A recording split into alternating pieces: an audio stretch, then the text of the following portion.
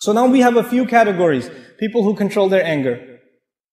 Category number 2, people who make qiyamul layl. Then category number 3, people who ask Allah, they don't want to go to hellfire. They can't pay the penalty of hellfire. Then what category?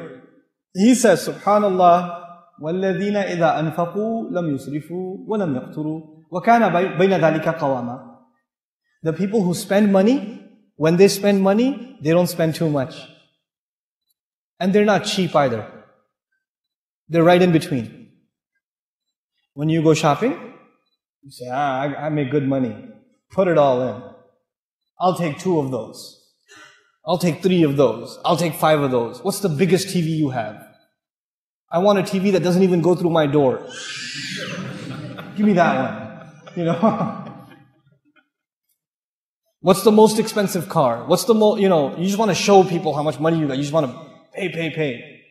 You can eat food at a restaurant, but you want to go to the restaurant where they charge you 200 riyals to sit down first. You're spending too much. Spending too much. Right? Allah says the people who spend, but they're responsible when they spend. They're responsible when they spend. And they're not cheap either. You don't go to the store with your wife to get the cereal and the milk and the vegetables, and she's putting milk and you're like, you're going to drink all that milk? You need all that milk? Get the small one. Don't do that. Don't be cheap either. You have to have a balance in your budget. Let me tell you something. The economic crisis in the world, the fall of the European economy, the fall of the American economy that it's barely recovering from, you know where it came from? It came from people spending irresponsibly. And then institutions spending irresponsibly. And then governments spending irresponsibly. And saying we can just put it on the credit card, put it on the credit card, put it on the credit card. People got approved for mortgages for their homes, far more than they can afford. And they said, we're approved, go for it. You get your credit check and you can lease a car. It's more expensive than you can afford, but hey, I'll just make the minimum payments. I'm okay. And people built upon this debt because they didn't spend. They spent outside of their means. Quran is teaching us. Quran is teaching us that when you spend money, don't spend money that's not in your pocket. Don't take loans. Don't be addicted to your credit card. Don't be like that. Spend within your means. Spend within your budget. The only time the Muslim gets careful about spending is when they have to give sadaqah. That's the only time. There's the boxes going around and people are collecting sadaqah for the masjid and you say, man, electricity bill, gas, school, the whole budget for your family comes up in front of you. You become a certified professional accountant, But then when you go to the video game store or the electronics store, and you're buying the new phone, the tablet, or you're buying the movie or whatever, the whole budget doesn't come in front of your eyes. You don't say, what about the gas? What about the electricity? You just spend it. You just spend it. We have to be responsible spenders. We can't be cheap and we can't overspend. A lot of you, mashallah, are doing well financially. So you say to yourself, I can afford it. Just because you can afford it doesn't mean you should spend the money. Your money has other uses. You can help your family. You have a lot of family back home that's not doing well. You can help them.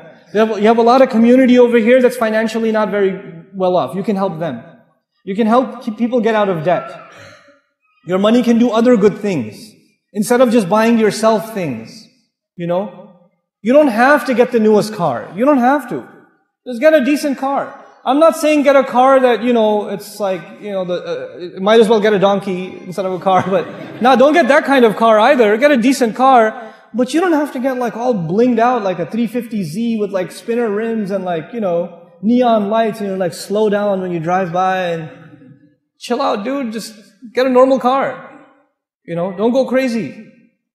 Don't pay 5 times the price to buy the same kind of shirt because it has the logo on it. It has the brand on it. Come on, man, they were made in the same factory.